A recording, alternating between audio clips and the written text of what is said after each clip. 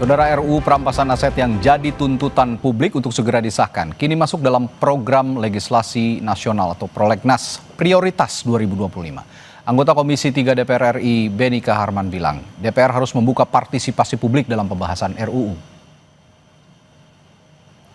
Beni menyatakan masuknya RUU perampasan aset ke Prolegnas Prioritas 2025 sebagai respons cepat atas tuntutan publik. Namun Beni tidak menjamin RUU perampasan aset ini bakal disahkan tahun ini. Yang terpenting menurutnya adalah pembahasan tentang RUU ini dimulai.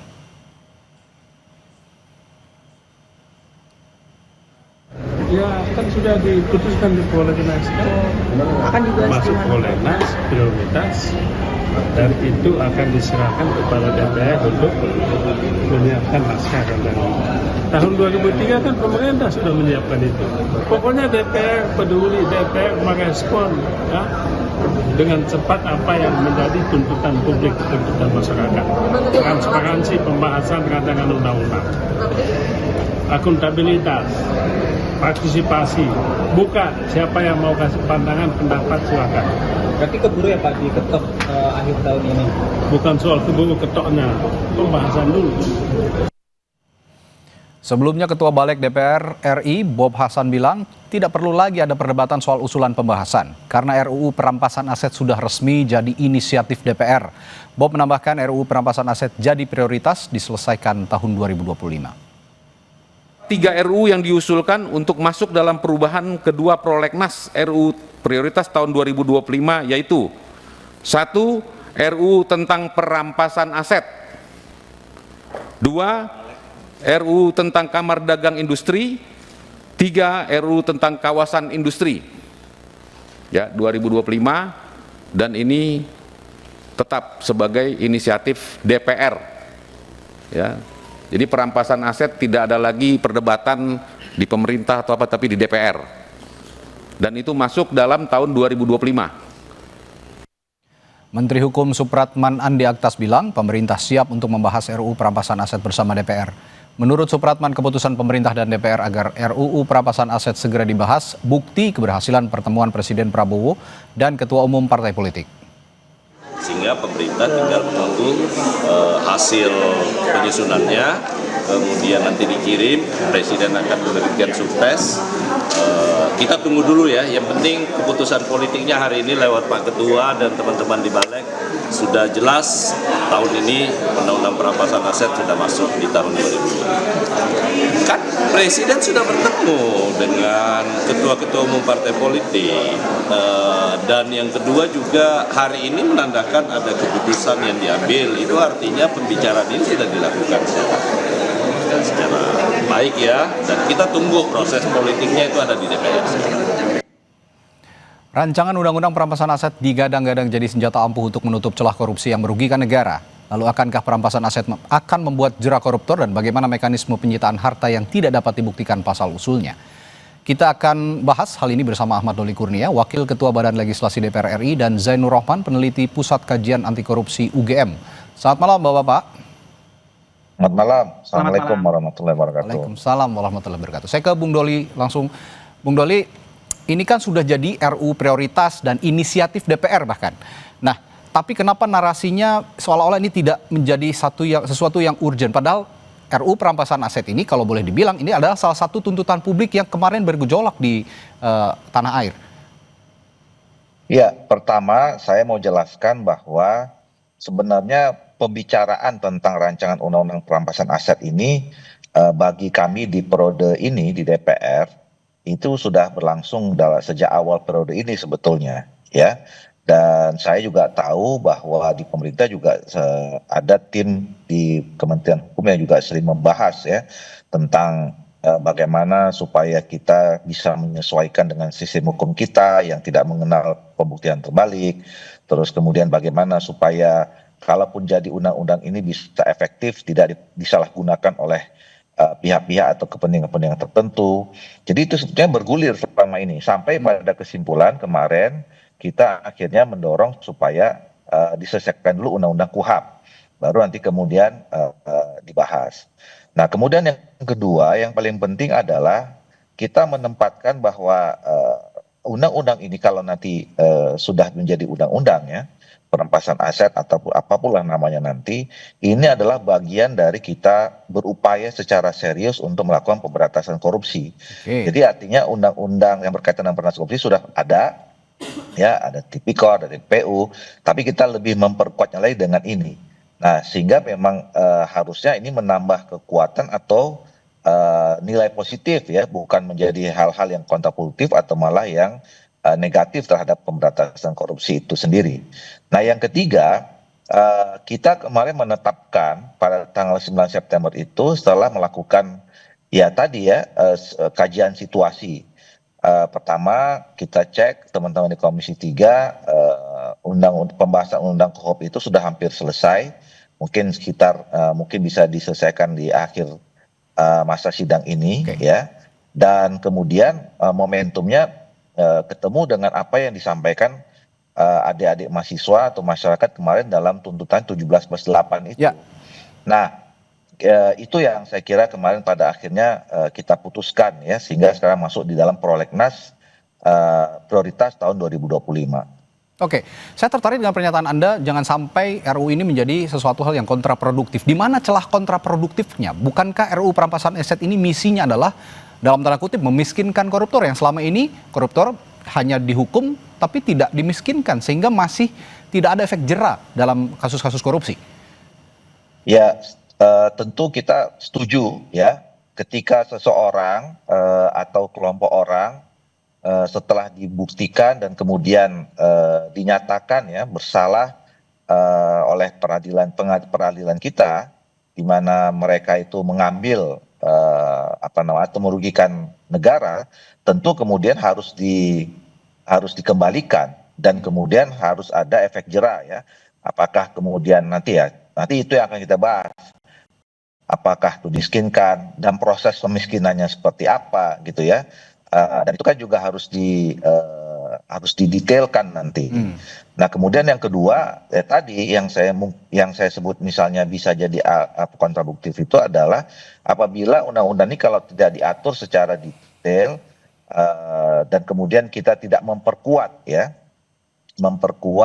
aparat-aparat penegak hukum yang akan menggunakan atau yang kemudian menjadi melakukan tindakan terhadap tindak lanjut dari undang-undang ini, yaitu tidak disalahgunakan ya, tidak menyasar kepada orang-orang yang memang mungkin tidak terbukti melakukan kesalahan. Jadi kita tidak boleh kemudian menggunakan semua perangkat atau instrumen hukum termasuk undang-undang ini untuk proses kriminalisasi misalnya, atau kemudian menyasar kepada orang-orang yang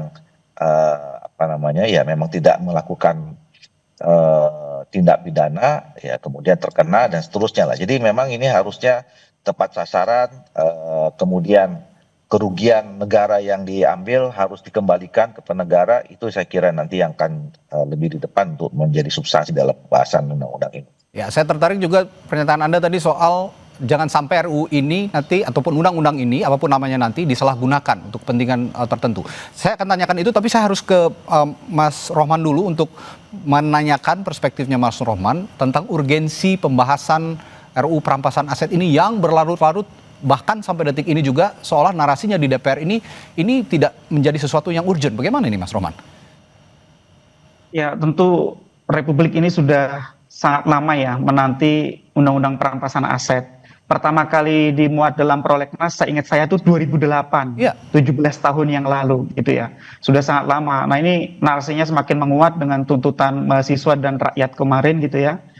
Saya berharap pembentuk undang-undang dapat memahami dan menyerap aspirasi rakyat yang sangat jelas itu gitu ya. Sehingga ketika sekarang sudah dimasukkan di dalam prolegnas, maka harus ada kesungguhan yang mengerahkan segala daya dan upaya untuk menyerap aspirasi rakyat, meaningful participation, agar rakyat itu bisa didengar, dipertimbangkan, dan dijelaskan di dalam proses penyusunan RUU perampasan aset ini. Yang kedua saya pikir gitu ya, concern soal penyalahgunaan RUU perampasan aset ketika nanti disahkan sebenarnya adalah concern yang tepat tetapi juga tidak perlu berlebihan gitu ya. Kenapa? Karena undang-undang apapun itu bisa disalahgunakan kalau aparat penegak hukumnya tidak beres, kalau banyak judicial corruption, korupsi di bidang penegakan hukum. Oleh karena itu menurut saya ada dua langkah. Yang pertama, di dalam rancangannya sendiri, di dalamnya harus ada akuntabilitas setiap tindakan aparat penegak hukum.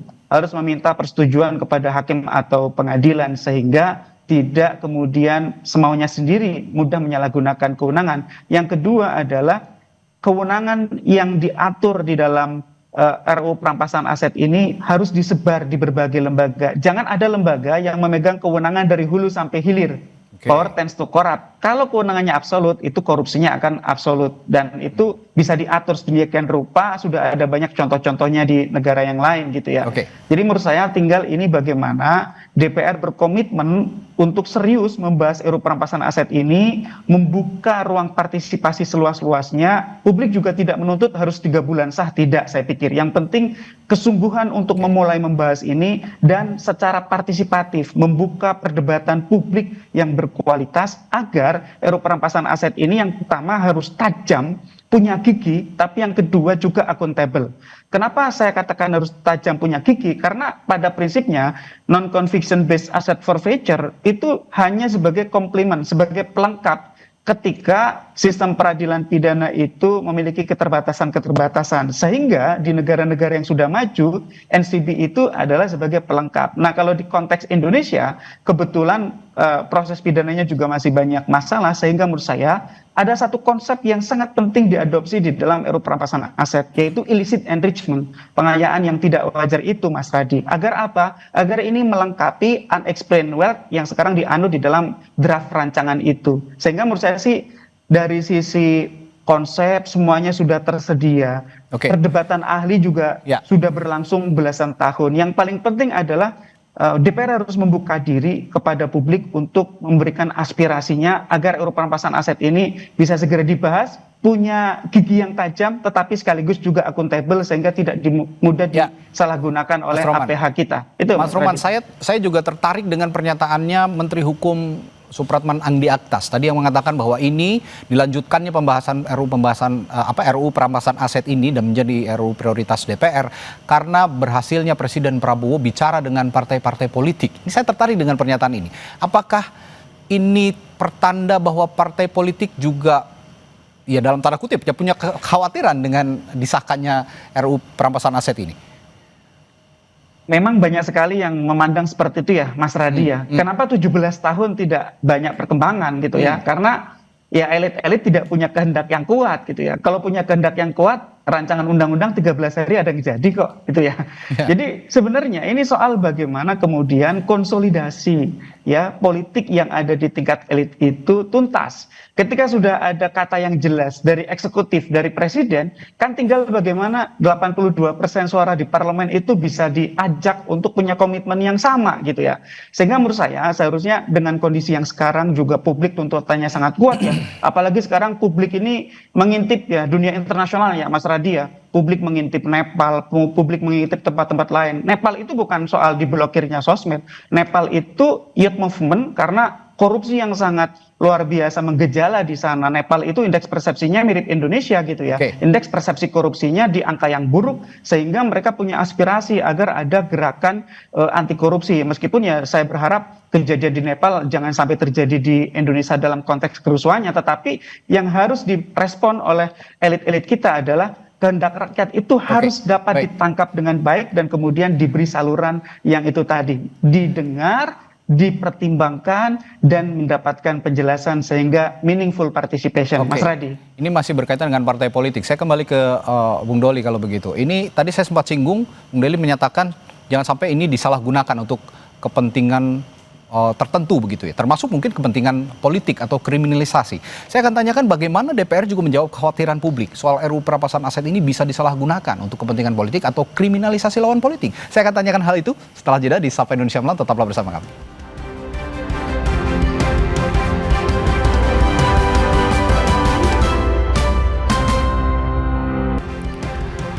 Masih membahas proses pembahasan RUU perampasan aset yang kini menjadi prolegnas dan RUU inisiatif DPR. Saya tadi bertanya ke Bung Doli, bagaimana DPR, Bung Doli, menjawab kekhawatiran publik soal RUU perampasan aset yang konon bisa saja disalahgunakan untuk kepentingan politik atau kriminalisasi lawan politik seperti yang Anda singgung tadi soal penyalahgunaan. Iya, saya kira kalau misalnya adanya kekhawatiran penyelewengan ya, tidak hanya ke politik atau kemudian pada orang-orang atau yang terindikasi sebagai kekuatan politik saja ya, tapi juga bisa menyasar kepada masyarakat biasa saja. Nah, itu yang kita harus antisipasi. Saya kira tadi bagus ya masukan yang disampaikan oleh Mas Zainur Rahman itu, bahwa nanti saya kira dalam undang-undang ini harus diatur tadi pertama soal akuntabilitas ya, atau mekanisme akuntabilitasnya. Jadi sebelum ada tindakan-tindakan perampasan atau pengambilan aset itu yang memang harus dikoordinasikan dengan peradilan dan seterusnya. Kemudian yang kedua adalah memang tidak boleh ada satu instrumen atau lembaga atau lembaga aparat hukum yang betul-betul absolut kewenangannya atau kekuasaannya ya, sehingga memang tidak bicara tentang dari hulu ke hilir. Nah, itu yang saya kira juga bisa mengantisipasi tidak terjadinya adanya penyelewengan atau penyalahgunaan kekuasaan terhadap pelaksanaan undang-undang ini. Oke, sekarang saya beranjak ke pembahasan penyitaan aset, mekanismenya ya, mekanisme penyitaan aset sendiri.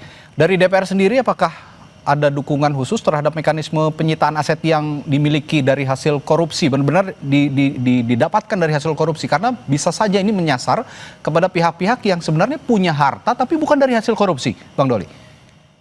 Nah itu dia, itu yang saya kira juga menjadi salah satu kehati-hatian ya, terhadap penyitaan. Dan tadi ya dikaitkan dengan soal pemiskinan itu, di mana pada kita bisa menempatkan posisi dimulai darinya proses pemiskinan dan terhadap waktu yang seperti apa, ya kan? Nah, ini yang menurut saya juga nanti akan menjadi pembahasan serius. Nah, jadi kalau misalnya secara substansi saya tidak atau belum bisa menyampaikan ya, karena kan kita baru mulai. Walaupun saya katakan tadi secara umum kita sudah mulai diskusi lepas ya selama ini di teman-teman DPR, beranjak dari rancangan undang-undang yang dulu pernah disampaikan oleh pemerintah sebetulnya. Nah, tentu itu juga harus kita update, harus kita sesuaikan dengan perkembangan yang sekarang, dan kemudian tadi isu-isu yang mengemuka supaya memang undang-undang ini on the track ya. Poinnya adalah untuk membantu mensukseskan rencana kita untuk memberantas korupsi dan kemudian kekayaan negara itu yang memang bukan kepada haknya yang diberikan, itu dikembalikan kepada negara untuk dikembalikan kepada kepentingan rakyat bangsa dan negara kita, kira-kira begitu. Oke, kalau gitu untuk substansi mungkin Mas Rohman punya masukan terhadap hal ini, bagaimana mekanisme pembuktian terbalik atas harta yang tidak dapat dijelaskan sumbernya misalnya, Mas Rohman? Ya, untuk menghindari power imbalance ya, ketidakseimbangan power, maka pembuktian itu seharusnya tetap dilakukan oleh JPU gitu ya. Tetapi ya bagi penguasa hartanya itu dapat membuktikan sebaliknya. Nah, jadi kalau tadi kan Pak Ahmad Doli menyampaikan Indonesia itu tidak mengenal pembuktian terbalik sepenuhnya gitu ya. Di dalam Undang-Undang Tipikor pun sebenarnya itu semi begitu ya. Sebenarnya sudah ada pasal di dalam Undang-Undang Tipikor yang mengatur semi gitu ya. Juga di Undang-Undang TPPU itu juga semi pembuktian terbalik. Bisa dikatakan ya tidak sepenuhnya pembuktian terbalik, tetapi di sana yang wajib membuktikannya adalah JPU, tetapi bagi pihak yang menguasai harta tersebut boleh membuktikan kalau harta tersebut diperoleh dari sumber yang sah, maka dia tidak akan disita gitu ya. Jadi persoalan pemiskinan sebenarnya itu adalah bahasa populer, bukan merupakan bahasa hukum. Harta yang bisa disita itu yang pertama adalah yang merupakan alat kejahatan, hasil kejahatan terkait dengan kejahatan, atau sebagai bentuk uang untuk mengganti dari hasil kejahatan yang disembunyikan atau dilarikan atau dicuci gitu ya. Misalnya hasil kejahatannya itu tidak diketahui karena misalnya dilarikan ke luar negeri. Nah, maka harta sah yang ada di dalam negeri itu bisa dilakukan penyitaan untuk dimohonkan kepada pengadilan untuk dirampas sebagai bentuk pengganti atas hasil korupsi. Nah, apa bedanya antara RUU perampasan aset dengan model undang-undang tindak pidana korupsi misalnya. Ya. Undang-undang tindak pidana korupsi itu kan yang menjadi tersangka dan terdakwanya adalah orang pelaku, baik itu orang manusia atau orang badan usaha, right person atau naturalized person. Sedangkan kalau dalam RUU perampasan aset yang menjadi fokus itu adalah asetnya gitu ya. Jadi tidak perlu membuktikan dalam konteks perbuatan pidananya harus terbukti, tetapi hartanya itu bisa disita ketika harta itu tidak berasal dari sumber yang sah atau berasal dari sumber yang tidak sah itu. Sehingga namanya non conviction based asset forfeiture gitu ya, NCBAF itu tadi. Itu yang membedakan konsep antara peradilan pidana dengan peradilan perampasan aset. Nah, peradilan perampasan aset ini kuasi antara pidana dan perdata. Dan yang penting, harta korupsi yang dirampas ini sebetulnya harus kembali ke rakyat juga. Karena sistem penyimpanan dan pengelolaan harta rampasan ini kalau tidak dikelola dengan baik juga bisa terjadi penyalahgunaan. Pertanyaan saya adalah, banyak nih kasus korupsi berhenti divonis pidana tanpa ada pengembalian aset hasil korupsi saat ini. Nah, menurut Mas Rohman bagaimana strategi hukum yang adil agar hasil korupsi ini bisa kembali ke rakyat seperti yang saya katakan tadi? Ya, kalau dalam konteks RUU perampasan aset, pembahasan yang pertama adalah lembaga. Siapa yang mengelola asetnya gitu ya. Itu penting karena harus lembaga yang amanah gitu ya. Kalau kami usulkan lembaga itu adalah lembaga tersendiri, jangan di institusi penegak hukum gitu ya. Misalnya di KPK jangan, atau juga di Kejaksaan juga jangan. Kalau institusi tersendiri yang sudah ada misalnya di DJKN ataukah dibentuk baru juga silakan. Tapi kalau bentuk baru itu costly, mahal, ya sudah, Indonesia kan negara punya DJKN yang melakukan pengelolaan terhadap kekayaan negara. Tinggal nanti dibentuk unit khusus di dalam DJKN itu misalnya. Jadi menurut saya yang paling penting adalah ketika sudah ada proses pidana di kamar pidana, kemudian dari sisi perampasan asetnya hanya berfokus kepada asetnya saja. Ketika asetnya sudah berhasil dirampas, maka jangan sampai aset itu disalahgunakan, misalnya diselewengkan oleh aparat penegak hukum. Maka itu dikelola oleh LPA, ya, lembaga pengelola aset. Ya, nanti siapa itu yang nanti bisa dibahas di DPR. Yang tadi kami usulkan itu adalah di DJKN dan itu bisa dibuat unit tersendiri di sana, sehingga itu tadi mengurangi potensi abuse of power kalau hulu sampai hilir ada di tangan satu institusi gitu ya. Sehingga institusi, itu betul, tadi saya sepakat. Harus disebar begitu ya pengelolaannya berarti harus disebar. Dan karena kalau disebar pengawasannya juga bisa bersama. Nah, pertanyaan saya berikutnya ke Bung Doli. Sejauh ini apakah DPR sudah membuat regulasi, Bung Doli, atau ada setidaknya pembahasan yang memastikan harta rampasan dikelola dengan transparan? Bung Doli? Oh, baik. Sepertinya ada kendala sambungan bersama Bung Ahmad Doli Kurnia. Kalau begitu saya kembali ke Mas Rohman. Kalau gitu Mas Rohman, kalau melihat tadi lembaga-lembaga yang harusnya punya integritas penuh begitu ya untuk mengelola rampasan aset ini, dan sepertinya pengawasannya juga harus bersama dan tidak dikelola secara tunggal. Menurut Anda lembaga-lembaga siapa saja yang benar-benar bisa mengelola harta rampasan ini dengan baik? Ya, itu Mas. Oh, baik. Saya bertanya dulu ke Mas Rohman, silakan. Nanti saya terakhir ke Bung Doli. Silakan, Mas Rohman. Mas Radi, jadi harta rampasan itu kan sifatnya macam-macam ya. Ada yang mudah rusak, ada yang tahan lama gitu ya. Misalnya hewan ternak tuh. Hewan ternak segera melahirkan. Kalau tidak diurus juga dia kurus, dijual murah gitu ya. Atau ada yang berupa kebun harus diurus. Atau yang berupa saham misalnya, harus diurus gitu ya. Sehingga yang mengurus adalah sebaiknya lembaga yang memiliki kemampuan untuk mengurus itu. Dan yang salah satu yang menurut saya tepat itu adalah Direktorat Jenderal Kekayaan Negara di Kementerian Keuangan.